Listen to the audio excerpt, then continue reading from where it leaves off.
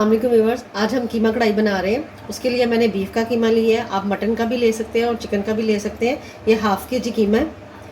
एक बड़ा प्याज जिसकी चॉप में कटिंग की है वो डाल दें। 3 मीडियम टमाटर जिसमें थोड़ा सा पानी डालकर मैंने पीस लिया है वो भी इसके अंदर डाल दें। 1 टीस्पून भारतीय लहसुन अदरक पेस्ट, हाफ ग्लास पानी मिक्स करें। इसका फ्लेम ऑन कर दें।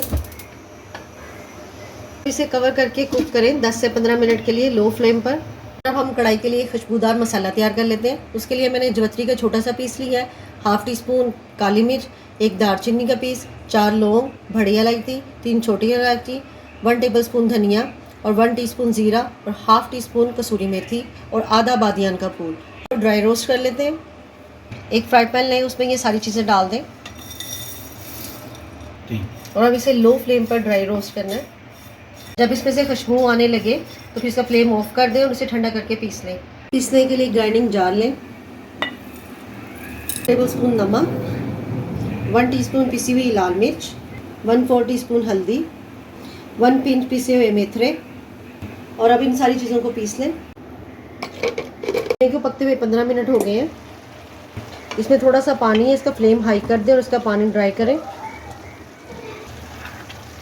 में पानी ड्राई हो गया है। अब इसके अंदर हाफ कप घी, मैं इसको घी में बना रही हूँ, आप इसको ऑयल में भी बना सकते हैं। घी डालने के बाद से मिक्स करें और जो हमने मसाला इसका तैयार किया है इसके अंदर डाल दें। अब मसाला इसके साथ भूनें।